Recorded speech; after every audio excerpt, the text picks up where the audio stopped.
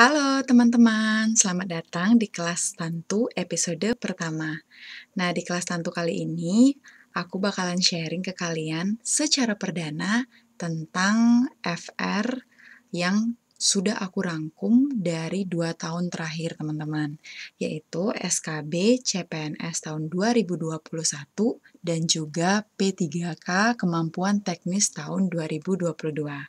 Jadi di kelas kali ini aku bakalan benar-benar detail jelasin kira-kira apa aja sih yang kelihatan di 2 tahun terakhir, terutama buat teman-teman yang akan mempersiapkan diri untuk persiapan CPNS 2023 maupun P3K di tahun ini.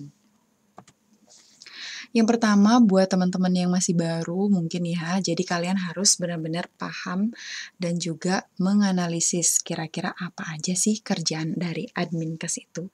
Jadi sebenarnya Adminkes itu kuncinya adalah melakukan administrasi pelayanan, kemudian melakukan perizinan, akreditasi, dan juga sertifikasi program-program yang berkaitan dengan pembangunan kesehatan teman-teman. Jadi, yang paling pertama yang harus kalian pahami itu Adminkes itu kalian ngapain sih? Nah, karena dari sharing teman-teman yang tes 2 tahun terakhir termasuk aku ya, jadi aku adalah PNS yang mengikuti tes di tahun 2021 dan kemarin aku mendapatkan skor tertinggi senasional. Jadi aku dapat skor sekitar 400 sekian, di mana katanya skor aku tuh paling tinggi senasional kata teman-temanku. Nah, jadi aku memberanikan diri untuk juga sharing dan berbagi ke kalian.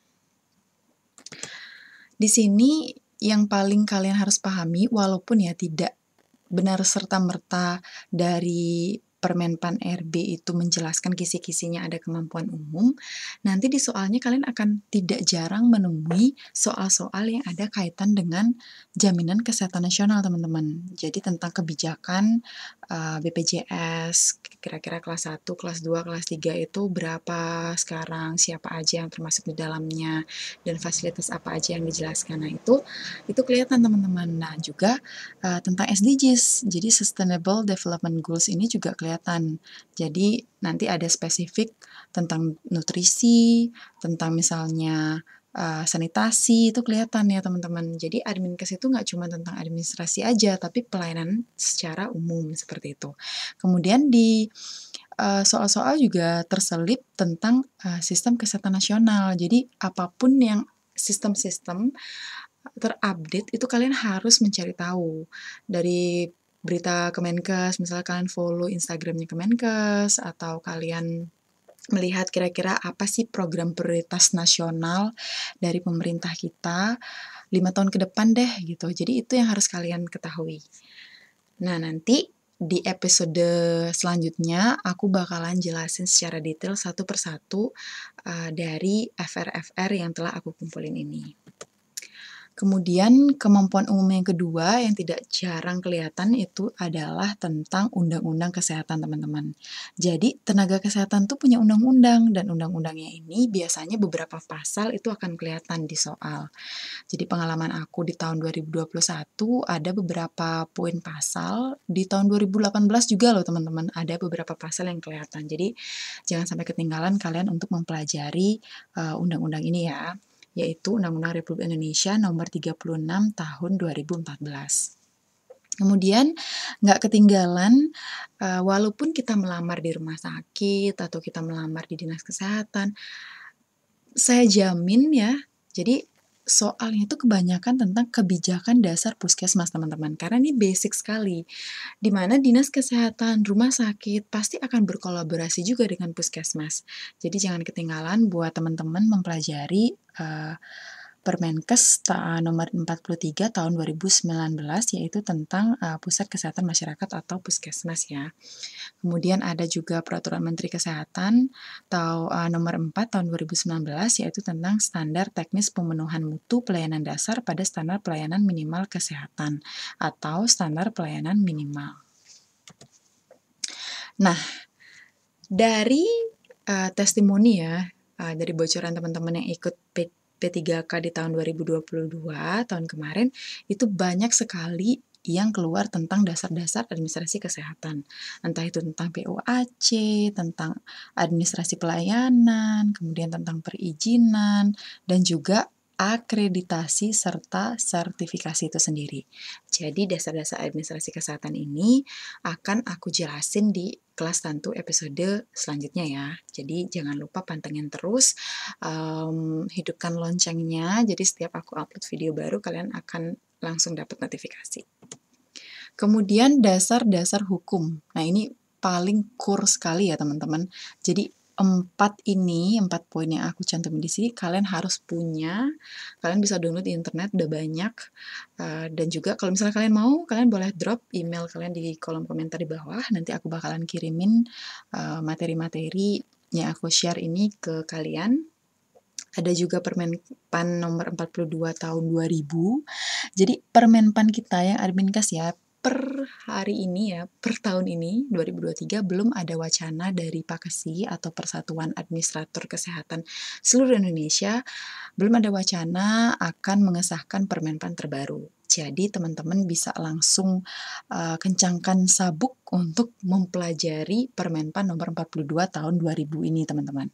Kemudian secara basic ya, peraturan Undang-Undang nomor 5 tahun 2014 tentang ASN, pastinya ini bekal kalian juga untuk tes seperti itu. Juga ada keputusan bersama Menteri Kesehatan, kemudian ada keputusan Menteri Kesehatan Republik Indonesia nomor 19 Menkes SK 1 2002 tentang petunjuk teknis jabatan fungsional administrator kesehatan.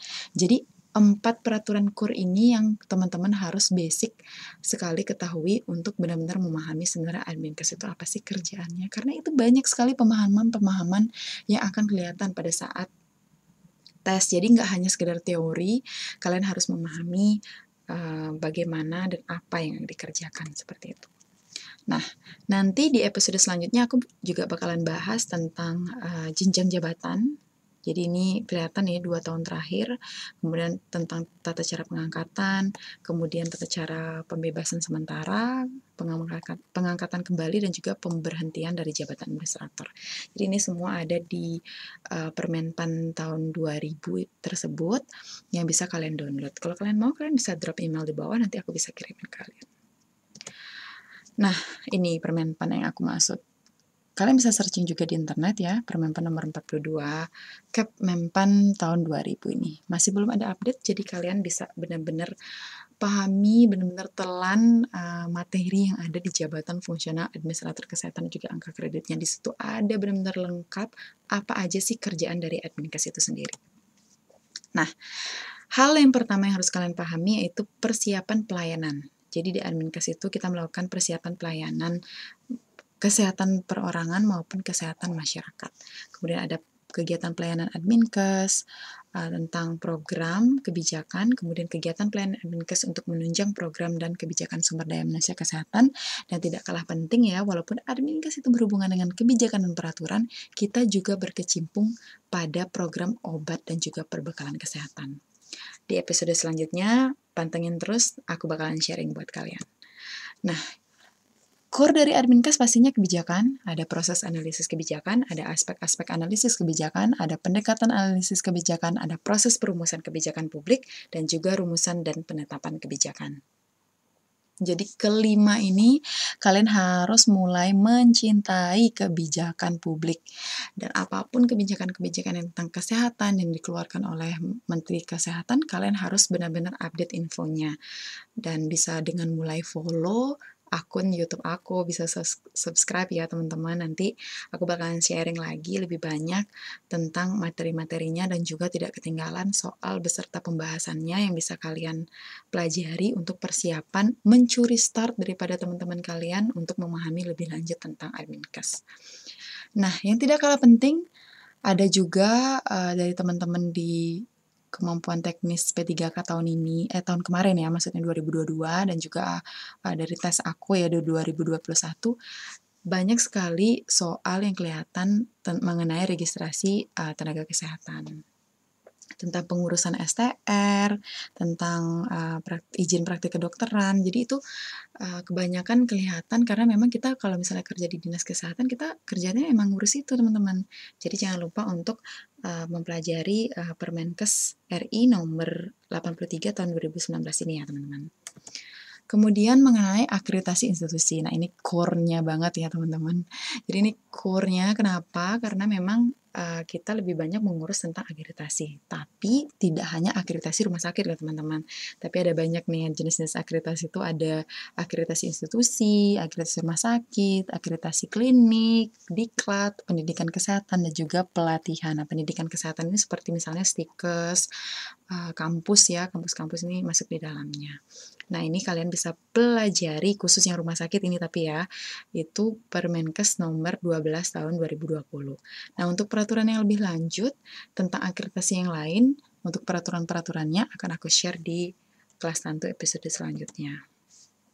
Nah, kalau misalnya program akreditasi untuk puskesmas, klinik, dan juga praktik dokter itu ada peraturan paling terbaru, baru saja disahkan tahun lalu atau tahun 2022, yaitu Permenkes nomor 34 tahun 2022, teman-teman.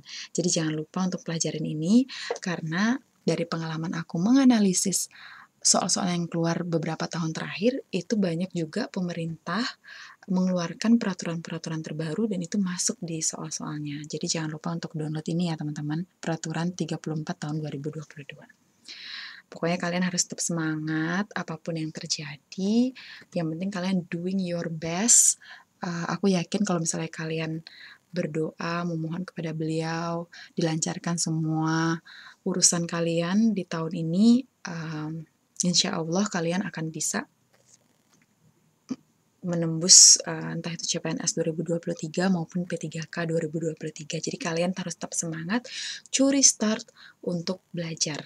Karena ya kayak seperti orang bilang, usaha tidak akan mengkhianati hasil. Jadi lakukan yang terbaik. Oke, baiklah kita lanjut lagi tentang FR selanjutnya ya, kisi-kisi. Jadi tahun lalu dan juga pada saat tahun aku tes 2021 itu ada pembahasan tentang sertifikat di bidang kesehatan. Ada beberapa jenis, yaitu sertifikat yang menjelaskan bahwa tenaga kesehatan telah mengikuti suatu program pelatihan, kemudian menjelaskan suatu produk, mekanisme pemberian sertifikat seperti apa, dan juga mekanisme pemberian sertifikat produk alat kesehatan.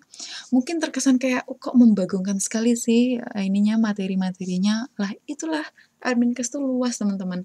Jadi dari pengalaman aku memang kita tuh di dinas, di kementerian maupun di puskesmas dan juga di balai pelatihan dan segala macamnya, itu memang kita memiliki cakupan tugas yang luas. Sehingga ketika tes kita harus memahami materinya dengan luas juga. Jadi kalian harus mencicil dalam belajarnya, teman-teman. Jadi jangan lupa untuk download bahan-bahan yang udah aku spill buat kalian, dikumpulkan dan mulai dicicil mulai sekarang ya. Baik teman-teman, mungkin segitu dulu untuk episode pertama, episode perdana yang cukup padat.